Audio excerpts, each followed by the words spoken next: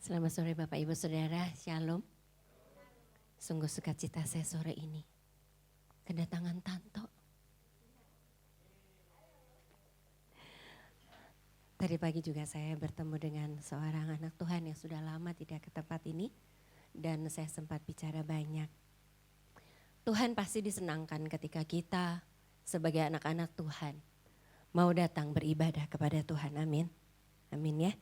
Karena memang sebagai orang percaya, tugas kita itu adalah menyenangkan hati Tuhan. Dan ketika kita datang kepada Tuhan, beribadah kepada Tuhan, bersekutu dengan Tuhan, berdoa dengan Tuhan, Tuhan itu disenangkan. Dia senang. Seperti seorang ayah atau seorang ibu yang ketika anak-anaknya datang kepada dia untuk meminta nasihat, untuk ya sekedar berkumpul, sekedar bermesraan dengan orang tuanya, pasti senang sekali hati orang tua itu ya, pasti gitu. Nah saya merasa kita sebagai anak-anak Tuhan, kita sebagai anak-anak yang sudah ditebus dengan darahnya yang mahal, ketika kita mau datang kepada Tuhan, Tuhan bilang anakku yang baik gitu. Saya rasa seperti itu. Karena memang ketika setiap anak-anak Tuhan itu menjadi terang karena dekat dengan Tuhan. Kalau kita dekat dengan Tuhan, kita tahu firman Tuhan, kita tahu apa yang boleh, apa yang tidak boleh. Lalu kita berusaha menjalankan apa yang boleh dan kita berusaha menjalankan perintahnya, maka kita ini disebut anak-anak terang. Karena Allah yang kita sembah ini adalah Allah yang membawa terang. Terang itu kebenaran dalam kehidupan kita. Kebayang gak kalau di satu keluarga bawa satu lampu gitu. Misalnya nih, kayak saya anaknya 3, setiap anak bawa satu lampu, saya bawa satu lampu, kan terang. Kalau nambah 2 anak lagi, saya akan nambah 2 anak ini, calon anak saya ya, lebih terang lagi. Jadi bagaimana kalau setiap anak dalam sebuah keluarga itu membawa terang Kristus, maka keluarga itu terang sekali. Menurut saya seperti itu. Jadi apakah kita masing-masing ini sudah menjadi anak-anak terang? Apa sih tapi anak-anak terang itu? Kita mau baca dari Efesus 5 ayat 1 sampai 3, lalu ayat 8 sampai 11. Kita akan simak bersama-sama. Efesus 5 ayat 1 sampai 3 dan ayat 8 sampai ayat yang ke-11. Sebab itu jadilah penurut-penurut Allah seperti anak-anak yang kekasih, dan hiduplah di dalam kasih sebagaimana Kristus Yesus juga telah mengasihi kamu dan telah menyerahkan dirinya untuk kita sebagai persembahan dan korban yang harum bagi Allah. Tetapi percabulan dan rupa-rupa kecemaran atau keserakahan disebut saja pun jangan di antara kamu, sebagaimana sepatutnya bagi orang-orang kudus. Ayat 8 sampai 11. Memang dahulu kamu adalah kegelapan, tetapi sekarang kamu adalah terang di dalam Tuhan. Sebab itu hiduplah sebagai anak-anak terang, karena terang hanya berbuahkan kebaikan dan keadilan dan kebenaran. Dan ujilah apa yang berkenan kepada Tuhan. Janganlah turut mengambil bagian dalam perbuatan-perbuatan kegelapan yang tidak berbuahkan apa-apa. Tetapi sebaliknya, telanjangilah perbuatan-perbuatan itu. Jadi menjadi terang itu, menjadi anak-anak terang itu adalah menjadi penurut Allah. Maksudnya sebagai anak Allah tentu kita harus menurut kepada Bapa kita yang ada di sorga. Dalam hal menjadi penurut, hal yang paling utama kalau kita mau berkomunikasi dengan Tuhan seperti yang sudah saya sampaikan tadi. Terus kita juga kalau kita mau berkomunikasi dengan Tuhan, maka kita akan mengetahui hal-hal yang baik. Dikatakan di Imamat 19 ayat 12, Musa diperuntukkan oleh Tuhan, diperintahkan oleh Tuhan untuk menyampaikan perintah Tuhan yang bunyinya, kuduslah kamu sebab aku Tuhan Allahmu adalah kudus. Tadi sudah dikatakan ya, sebab itu jadilah penurut-penurut Allah seperti anak-anak yang kekasih dan hiduplah di dalam kasih sebagaimana Kristus sudah mengasihi kamu dan telah menyerahkan dirinya untuk kita sebagai persembahan dan korban yang harum bagi Allah. Penurut-penurut Allah, kalau kita menurut Allah, Allah kita ini kudus, maka hidup kita harus kudus. Jadi sebagai anak-anak terang, karena di ayat 8 dikatakan dulu kamu gelap, sekarang kamu udah jadi anak terang. Sebagai anak-anak terang kita harus menjadi penurut-penurut Allah. Kalau Allah kita kudus, kita harus hidup kudus. Jadi menjadi anak-anak terang itu ada dua hal. Yang pertama, mengusahakan hidup kudus. Yang kedua, sebagai penurut Allah kita harus mengasihi orang lain. Hidup di dalam kasih kita tahu seperti apa kasih itu ya. Kasih itu kalau kita baca panjang, tapi saya singkat saya reminder sedikit. Kasih itu sabar, murah hati, tidak cemburu, tidak sombong, tidak mencari keuntungan sendiri, tidak pemarah, tidak menyimpan kesalahan orang lain. Ketika kita menjalankan dua hal itu, pertama hidup kudus. Hidup kudus itu ekspresi atau bukti kita mau mengasihi Allah. Kalau kita mengasihi Allah maka kita nurut sama Allah, kita ini menjadi yaitu mengusahakan hidup kudus. Dengan hidup kudus kita menjalankan hukum yang pertama yang pernah saya sampaikan yaitu kasihilah Tuhan Allahmu. Lalu hidup dengan mengasihi orang lain kita menjalankan hukum yang kedua yang utama. Yaitu mengasihi sesama manusia seperti dirimu sendiri. Dua hal itu menjadi patokan kita kalau kita mau hidup sebagai anak-anak terang. Sampai di sini. Coba kita renungkan sejenak. Ini kalau ya gak ada, tapi kalau. Kalau setiap orang tua itu hidup kudus, maka tidak ada orang tua yang kelakuannya melawan firman Tuhan. Betul? Tidak ada orang tua yang kelakuannya jahat. Tidak ada orang tua yang melakukan dosa. Sehingga tidak ada anak-anak yang jahat juga. Karena enggak ada contohnya. Kalau hidupnya itu semua manusia seandainya, tapi enggak ada. Semua manusia seandainya hidup kudus sesuai dengan firman Tuhan, maka dunia ini adalah Firdaus gitu ya. Sayangnya sejak di Firdaus Adam sudah jatuh dalam dosa. Adam dan Hawa jatuh dalam dosa. Sayangnya di dunia ini boro-boro ada seperti itu ya. Ada orang-orang yang tidak mengenal Tuhan Yesus, tidak tahu firman, sehingga mereka tentu saja tidak mengerti kekudusan. Mungkin ada kehidupan dari mereka yang tidak mengenal Tuhan Yesus, tapi memang dasar pendidikan etikanya itu baik. Pendidikan etikanya, sopan santunnya, lalu kelakuannya itu baik. Jadi mungkin saja menunjukkan ke anak-anaknya kebaikan-kebaikan yang harus dilakukan. Tetapi dia tidak tahu terang itu. Mungkin dia gak pernah bohong, dia gak pernah memfitnah, dia gak pernah berbuat jahat. Tapi dia tidak tahu terang itu. Sehingga ketika ada yang melakukan sesuatu, ada satu faham yang lain yang diajarkan ke anaknya, orang tua itu tidak tahu bahwa anaknya itu salah. Contoh, saya pada waktu itu ikut seminar atau webinar dari kementerian. Itu diajarkan, ditunjukkan bahwa di Indonesia ini anak-anak TK sudah diajarkan mengangkat senjata. Untuk apa? Bersiap-siap. Orang-orang yang tidak mengikuti paham itu dari sejak kecil sudah harus dimusuhi. Senjatanya senjata kayu. Tapi mereka dilatih, membidik, mereka dilatih sungguh-sungguh melakukan hal itu. Seragamnya hitam-hitam lalu mereka bawa senjata itu. Saya ngelihat foto itu, oh kayak gitu ya pengajarannya. Orang tuanya gak negur, karena orang tuanya bilang, dikasih tahu fahamnya, kalau kamu membunuh orang yang tidak seiman dengan kamu, yang orang yang kafir, kamu itu tidak berdosa. Kamu itu tetap benar dan kamu akan mendapat surga. Fahamnya seperti itu, bukan kebenaran yang sebenarnya. Jadi baik saja tidak cukup.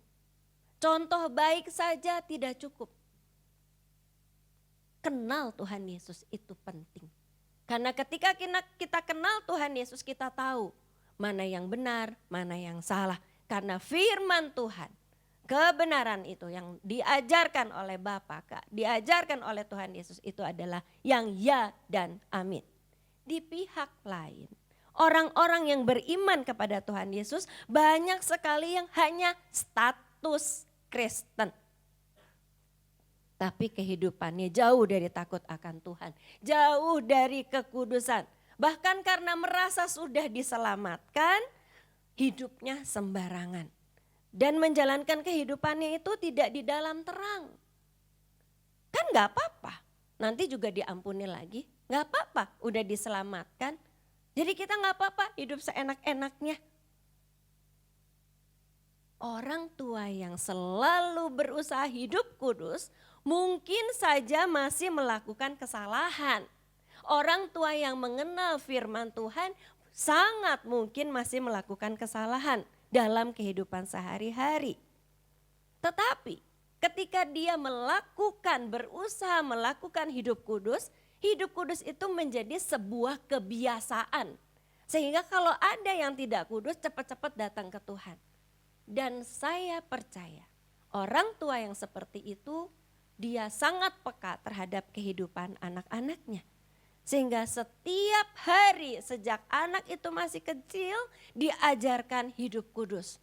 Khususnya diajarkan berdoa, diajarkan terbiasa untuk ibadah dari sejak masih 2 tahun. Bahkan masih belum umur 1 tahun. Tetapi hidup kudus saja tidak cukup. Harus ditambah dengan hidup penuh kasih. Hidup kudus orientasinya buat diri sendiri, betul? Pokoknya aku begini. Tapi kalau hidup mengasihi sesama, apa yang ada di dalam aku kerjakan. Aku sampaikan ke orang lain supaya orang lain juga melakukan hidup yang kudus. Hidup kudus dan mengasihi seharusnya dijalankan oleh orang-orang yang percaya. Terutama orang tua atau para pemimpin atau para pelayan yang mempunyai anak-anak biologis atau anak-anak rohani. Inilah hidup sebagai anak-anak terang. Mengingatkan kepada anak kita berulang-ulang itu adalah bentuk dari kita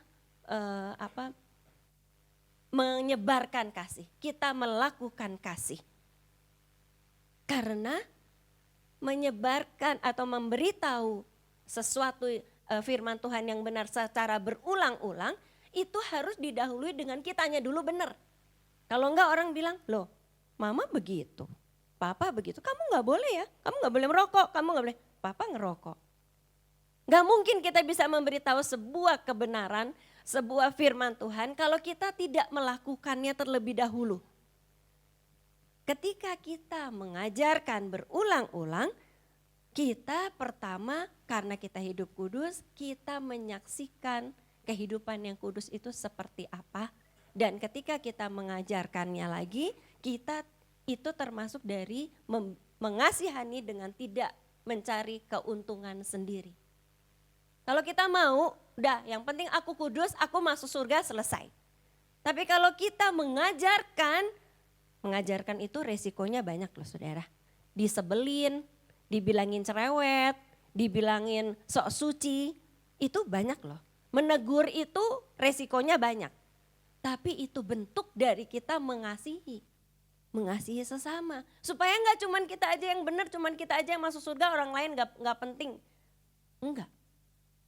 Kalau kita mengajarkan, jangan berbuat ini, jangan berbuat itu. Lakukan yang ini, itu kita lagi mengasihi orang itu. Nah, sebelum kita lanjutkan hal ini, saya ingin kita semua menyimak sebuah video pendek. Ya, video ini tuh menjadi koreksi buat kita masing-masing. Coba kita saksikan.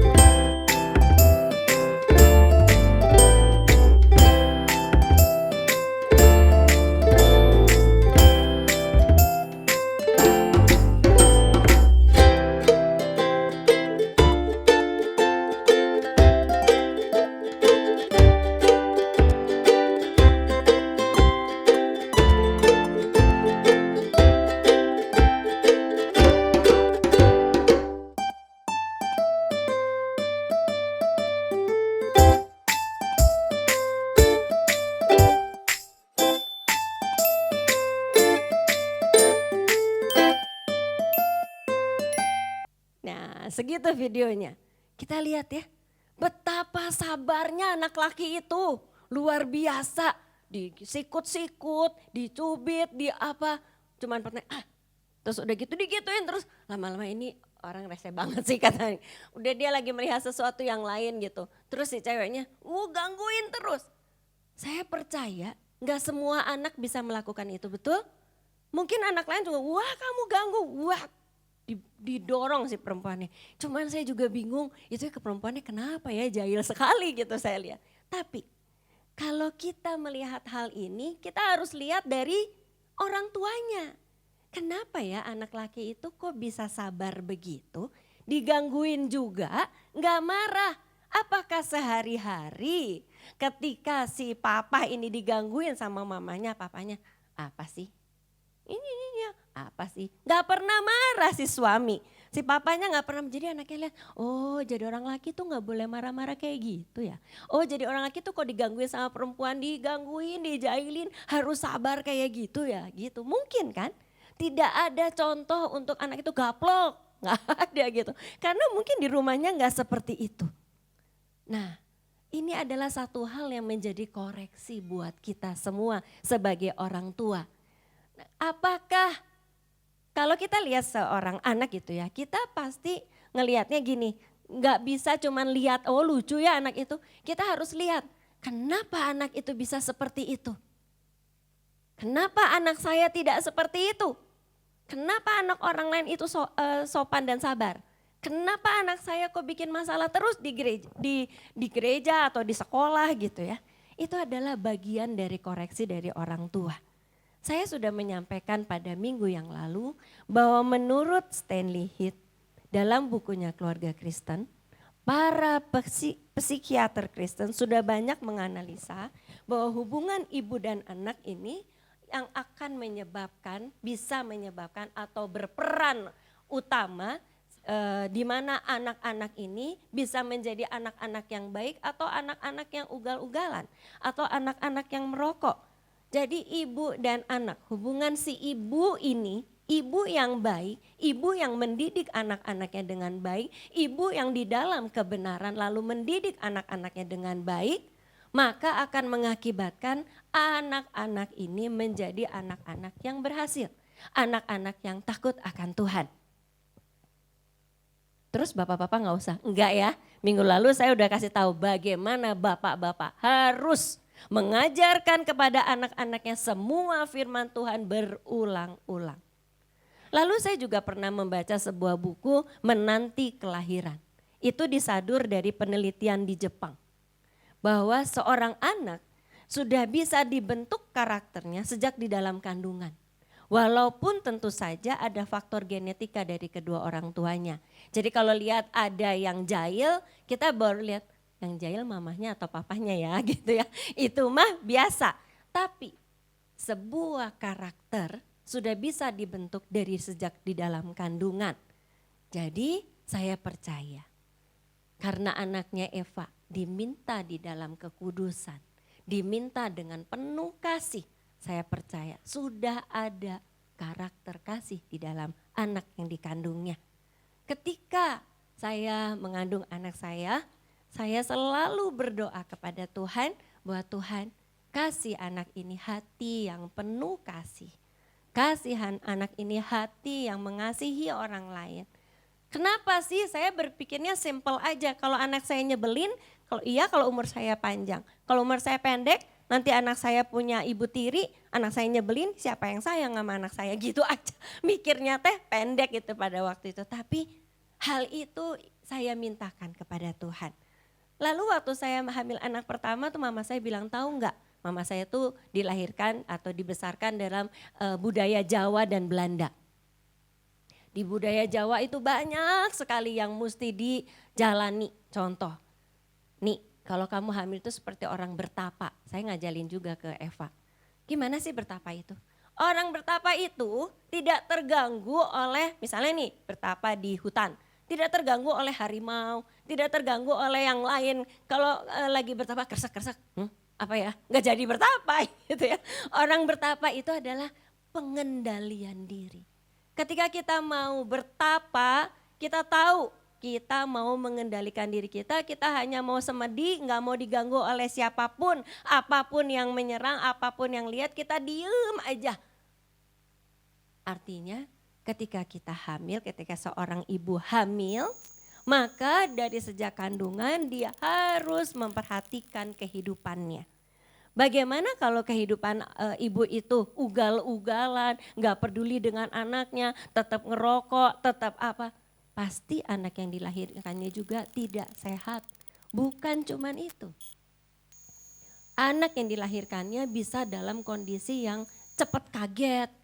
Ini adalah penelitian ya, bukan tahayul. Mungkin mama saya tahayul, pokoknya kalau misalnya kami mesti kayak betapa ya, supaya nanti anaknya begini dan begini. Dasarnya itu dari betapa itu, bukan dari ilmiah. Tapi penelitian ilmiah mengatakan bahwa sejak dari kandungan ibunya, si anak itu udah bisa dengar keluar. Dengar suara yang ibunya omongin, dengar suara makanan yang gerucuk kayak gitu ya, masuk ke dalam perut. Anak itu udah bisa dengar. Jadi waktu itu saya banyak, karena waktu saya hamil Yosua saya sudah mulai melayani Tuhan sebagai pemimpin pujian. Saya banyak sekali menyanyi. Saya bilang, Tuhan kalau boleh anak saya ini bisa menyanyi Tuhan. Puji Tuhan tadi pagi tiga-tiganya nyanyi. Tuh. Ya nggak apa-apa lah, yang penting nggak false gitu ya. Walaupun agak kerendahan gitu. Tapi yang penting nggak false gitu.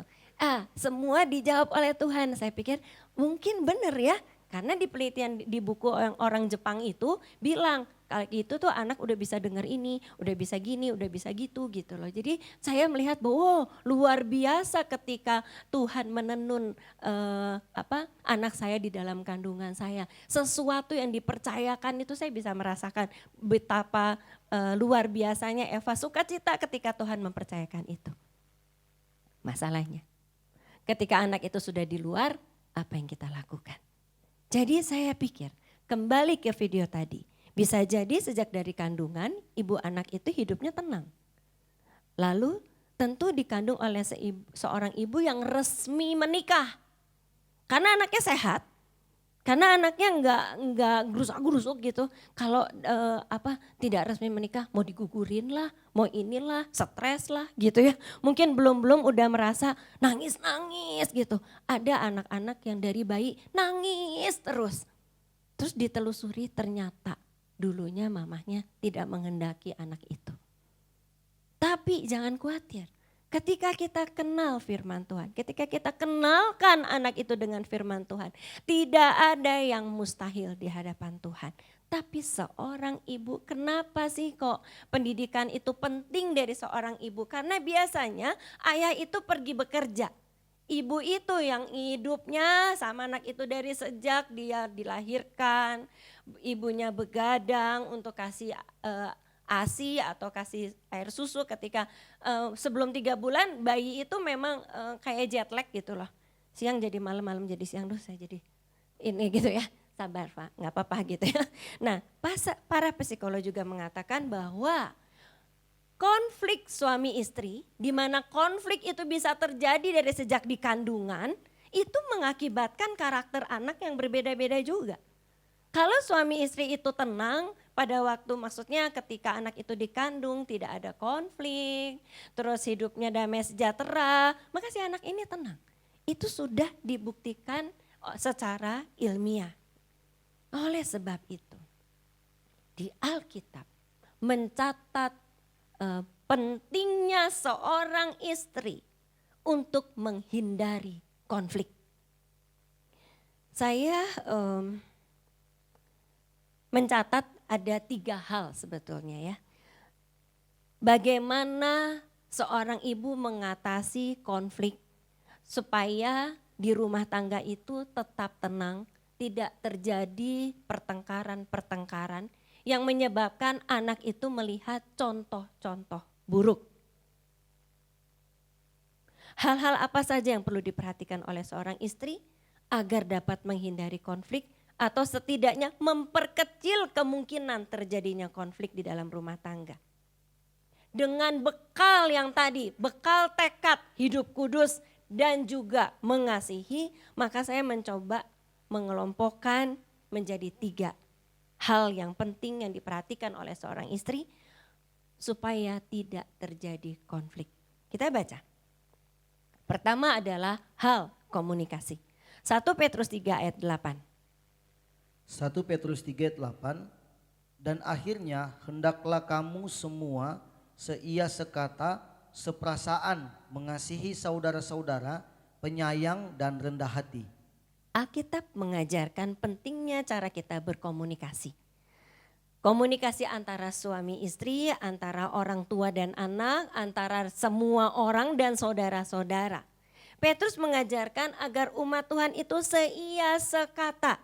Artinya dalam melakukan sesuatu guna mencapai sebuah tujuan, misalnya seorang istri harus berunding dulu sama suaminya. Berundinglah supaya tercapai kesepakatan. Sehingga tindakan apa yang dijalankan itu akan dipakai. Jadi sudah terjadi kesepakatan, oke kita begini ya. Nah kita melakukan itu, jangan keluar dari rambu-rambu itu. Supaya tujuannya tercapai. Jadi disepakati, seia sekata itu disepakati. Lalu seperasaan, artinya saling mengerti akan perasaan lawan bicara. Berkata-kata atas dasar saling mengasihi, saling menyayangi, itu tuh gak akan, tadi yang khotbah tadi pagi, yang binatang di peternakan itu ya, babi lu, gak akan kayak gitu. Kalau kita ada kasih gak ada babi lu. Tapi nggak ada sapi lu, nggak ada. Karena menurut Pak Mesak tadi sapi itu sudah berjasa waktu dia hidup, babi nggak berjasa, berjasanya waktu mati gitu ya. Tapi mengasihi, saling mengasihi itu akan menjaga perasaan. Kalau suami sakit hati, kalau anak sakit hati, maka istri harus merasa juga sakit hati, mamah juga merasa sakit hati gitu loh. Jadi jangan melakukan hal-hal yang menyakiti orang lain. Itu namanya seperasaan. Kalau kita nggak mau disakiti, kita juga jangan melakukan hal-hal yang membuat orang lain sakit hati. Itu cara komunikasi pertama yang Paulus ajarkan. Lalu supaya tidak terjadi konflik tadi. Lalu supaya tidak terjadi konflik lagi, apa sih? Yang kedua itu adalah hal hubungan yang harmonis. Iya semua orang juga tahu Bu, hubungan yang harmonis bikin gak konflik. Tapi gak mudah. Apa sih hubungan yang harmonis tuh gimana? Gimana bisa terjadi hubungan yang harmonis? Efesus 5 ayat 22. Efesus 5 ayat 22. Hai istri, tunduklah kepada suamimu seperti kepada Tuhan. Nah bagian ini pasti suami-suami, hore. Istri, tunduk pada suamimu seperti kepada Tuhan ya gitu kan ya. Tunggu dulu jangan keburu seneng. Gak boleh kebalikan ya. Hei suami tunduklah pada istrimu, gak boleh ya. Istri tunduk pada suami gitu. Bukan suami yang tunduk pada istri. Terus saya bilang nanti dulu jangan keburu seneng suami-suami. Jangan keburu seneng karena istri ini memang harus tunduk. Memang itu harus dilakukan. Bila kita tunduk kepada Kristus, kita juga bisa tunduk kepada suami kita. Itu adalah patokan istri dulu. Tuhan ajari aku untuk tunduk pada suamiku. Lihat Kristus. Apa yang Kristus ajarkan? Kalau aku mengasihi Kristus, maka Kristus ajarkan seperti itu, lakukan seperti itu. Nah, dalam Alkitab versi King James, tunduk di sini dipakai kata submit. Artinya untuk mengatur di bawah atau untuk menghasilkan suatu nasihat atau saran. Jadi maksudnya tunduk adalah dalam melakukan apapun seorang istri tidak bisa semaunya sendiri. Biarlah semua tindakan istri di bawah pengaturan suaminya. Tindakan istri itu harus berdasarkan nasihat suaminya. Sehingga sebuah rumah tangga dipimpin oleh satu orang saja yaitu suami. Sebagai kepala rumah tangga, bukan istri. Dengan demikian akan terjadi pengaturan yang baik dan terarah. Yang akhirnya akan membuat hubungan yang baik antara suami dan istri. Tapi mungkin di antara saudara, sejauh mana istri ini harus tunduk kepada suaminya? Ayo kita baca. Efesus 5 ayat 24. Efesus 5 ayat 24. Karena itu sebagaimana jemaat tunduk kepada Kristus, Demikian jugalah istri kepada suami dalam segala sesuatu. Iya. Jadi istri itu harus tunduk kepada suaminya seperti kepada Kristus dalam segala sesuatu. Artinya selama suaminya meminta istrinya untuk melakukan apapun yang sesuai dengan firman Tuhan, haruslah istri itu tersebut melakukannya. Karena dasar penundukan itu adalah kepada Kristus. Jadi kalau suaminya semau-maunya, jangan tunduk. Misalnya gini, gue gak punya kerjaan nih, so kamu jual diri, jangan tunduk. Kan Alkitab bilang, istri tunduk pada suami, nanti dulu. Seperti kepada Kristus. Ketika semua saran, kepemimpinan dari suami, semua sesuai dengan firman Tuhan. Kasih dari suami juga sesuai dengan firman Tuhan. Kesetiaan dari suami sesuai dengan firman Tuhan. Gak usah diminta. Istri pasti tunduk pada suaminya. Karena suaminya mengarahkan. Dan suaminya terlebih dahulu mengasihi istrinya seperti dirinya sendiri. Itu kuncinya. Istri tunduk pada suami kalau suaminya seperti Kristus. Kalau tidak, pikirlah masa mau jual diri. Kalau suruh ngutang, nanti dulu. Gak sesuai dengan firman Tuhan. Jadi itu. Jadi hal ini penting agar istri tidak ikut bersalah di mata Tuhan ketika suaminya melakukan hal-hal yang salah di mata Tuhan. Itu cara untuk supaya menghindari konflik. Berikutnya yang ketiga, konflik di dalam rumah tangga itu dapat terhindar ketika istri dapat dengan bijaksana menjembatani baik komunikasi atau hubungan yang kurang baik antara ayah dengan anak-anaknya yang seringkali membuat konflik dalam rumah tangga itu. Kita baca ya, Efesus 6 ayat 1-4. Efesus 6 ayat 1-4. Hai anak-anak, taatilah orang tuamu di dalam Tuhan, karena haruslah demikian. Hormatilah ayahmu dan ibumu, ini adalah suatu perintah yang penting seperti yang nyata dari janji ini. Supaya kamu berbahagia dan panjang umurmu di bumi. Dan kamu bapak-bapak janganlah bangkitkan amarah di dalam hati anak-anakmu, tetapi didiklah mereka di dalam ajaran dan nasihat Tuhan. Ayat-ayat ini ditulis di Alkitab karena memang sering terjadi konflik yang disebabkan oleh anak-anak yang tidak taat kepada orang tuanya, anak-anak yang tidak menghormati orang tuanya, sehingga tidak terjadi kebahagiaan hidup dari anak-anak di rumah tangga itu. Di pihak lain seringkali terjadi juga seorang ayah yang tanpa sadar membuat marah hati anak-anaknya dengan kelakuannya. Karena itu seorang istri harus dengan lemah lembut menasehati dan mengajari anak-anaknya untuk menghormati ayahnya dan juga menghormati ibunya atau dirinya sendiri. Itu harus diajarkan. Tidak otomatis seorang anak hormat kepada ayahnya dan kepada ibunya. Itu tidak otomatis. Itu harus diajarkan dan diteladani oleh seorang istri. Kebayang kalau istrinya cerewet, suka marahin suaminya di depan anak-anaknya, maka anak-anaknya juga berpikir, si papi mah begitu, si ini mah begitu. Atau kebalikannya, seorang suami yang dengan tangan besi memimpin keluarganya, marah-marahin istrinya di depan anak-anaknya. Maka anaknya, si mami mah begitu. Mana bisa anak itu menghormati papi dan maminya kalau seperti itu. Hal ini itu penting. Tapi sekarang kita sedang membicarakan soal istri. Karena soal suami udah dibicarakan yang lalu ya. Jadi masa suami terus bu, istri mana tugasnya? Nah ini. Jadi istri itu harus bisa menjembatani komunikasi antara anak dan suami dan papahnya kalau terjadi hal yang buruk. Ini tidak mudah. Seorang ayah yang merasa sebagai pemimpin di keluarga itu, yang kelakuannya menyakiti anak-anaknya, biasanya nggak sadar. Ngerasanya bener weh tuluy, yang salah kamu, yang salah kamu, yang salah kamu. Aku yang paling bener. Gitu. Itu kesulitannya. Karena kodratnya begitu, kodrat. Laki-laki itu punya kodrat memerintah, punya kodrat jadi pemimpin. Bukan ini saya bicara bukan cuma rumah tangga yang biologis ya, suami istri dan keluarga itu. Kadang-kadang di tempat kerja juga begitu.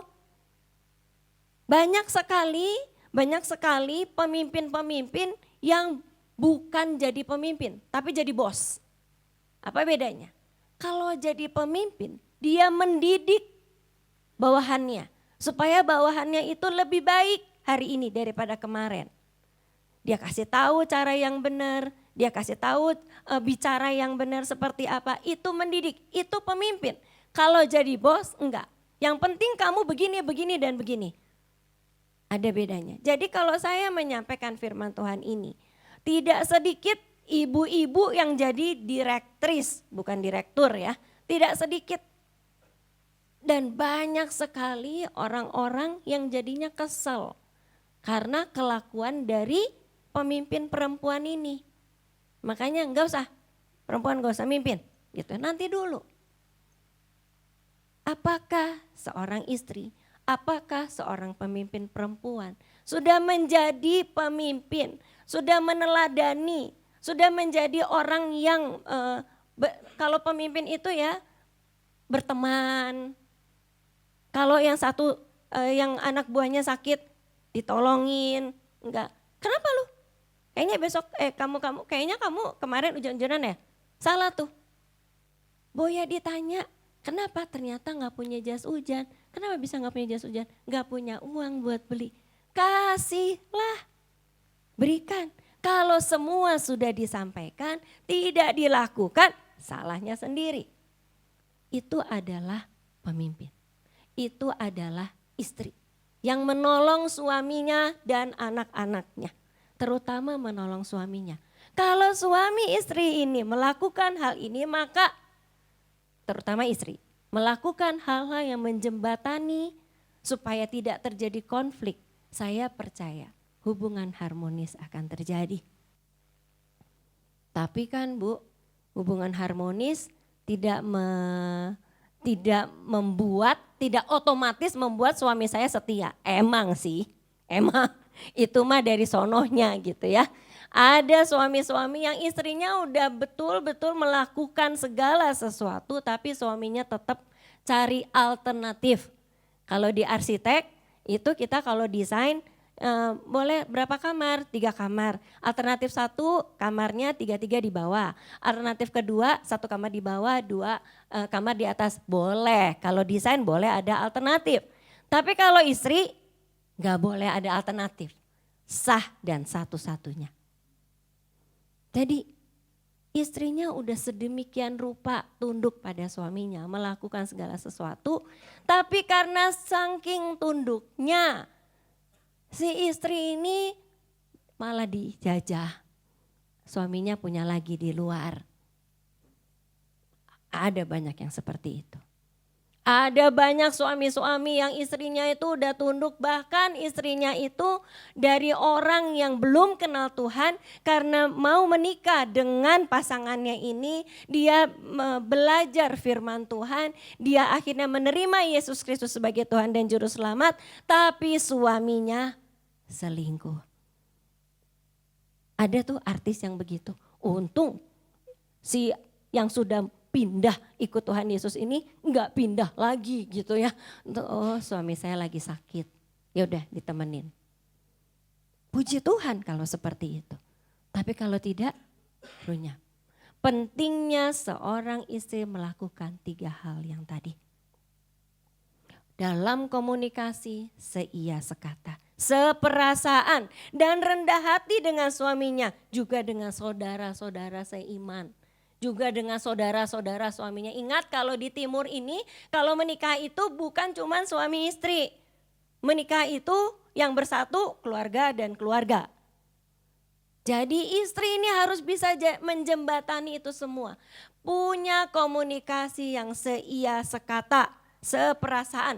Jangan seia tapi tidak sekata dan tidak seperasaan. Gitu ya. Akhirnya iya kamu harus begini, tapi nggak peduli orang lain mau perasaannya gimana. Jangan. Kedua, membuat hubungan yang harmonis dengan tunduk kepada suaminya. Tugas istri, menjembatani hubungan yang kurang baik antara suami dan anak-anaknya. Apakah mudah melakukan hal itu? Tentu saja tidak. Ya, saya umur 60 tahun. Kalau dibilang menikah, berapa tahun ya? Di tahun 91, nanti saudara hitung sendiri ya. Nah terus berusaha melakukan apa yang bisa saya lakukan. Saya ini waktu saya menikah dibimbingnya oleh Bapak Pendeta Beni Santoso. Beliau itu seorang yang sangat strict pada hubungan suami istri. Di mana istri harus tunduk pada suaminya. Strict banget. Tapi beliau itu peka. Kalau ada suami-suami yang punya alternatif. Saya belajar banyak. Sebelum saya menikah, saya belajar banyak tentang firman Tuhan. Bagaimana seorang istri yang seharusnya. Saya berusaha melakukan itu. Saya berani menyaksikan ini karena itu saya lakukan. Tapi saya melakukannya dengan mungkin orang bilang naif. Saya percaya 100%. Itu kurang berhikmat namanya. Jadi pada waktu ada kesalahan dari seorang suami, saya sebagai istri tidak mengingatkan. Karena saya tidak tahu bahwa di dunia itu ada hal yang seperti itu. Saya dibesarkan dari sebuah keluarga yang tidak mengenal kata bercerai. Saya dibesarkan dari sebuah keluarga yang tidak mengenal kata berselingkuh. Saya tidak punya dunia itu. Dunia saya belajar di sekolah, di rumah, jadi istri yang baik. Masak, jahit, belajar ini dan itu. Jadi itu pun salah. Karena saya tidak kenal Tuhan Yesus, saya tidak tahu firman Tuhan ini. Kebaikan yang saya lakukan tanpa firman Tuhan, tanpa pengalaman, tanpa hikmat, justru bisa menjerumuskan orang yang saya kasihi. Itu saya sadari. Tapi di lain pihak, seharusnya tidak terjadi hal yang saudara semua sudah tahu. Jadi saudara, betapa saya merenungkan kembali, kenapa kok soal menjaga supaya tidak terjadi konflik ini adalah satu hal yang penting. Kenapa saya sampaikan di sini? Karena sebagai seorang istri, kita ini perlu sekali minta kekuatan dari Tuhan supaya kita berhikmat, supaya kita tidak melakukan hal-hal yang justru mempertajam masalah. Gak bisa kalau kita sendiri supaya gak konflik itu gak bisa. Percaya saya, seorang istri tidak mungkin dengan kekuatan sendiri bisa membuat situasi tidak konflik, itu gak mungkin. Apalagi kalau situasinya pada waktu itu ekonominya terganggu, kemudian banyak hal yang mesti dibayar, gimana caranya? Gak mudah untuk kita bisa mengatasi itu, untuk bisa mengerti akan situasi itu.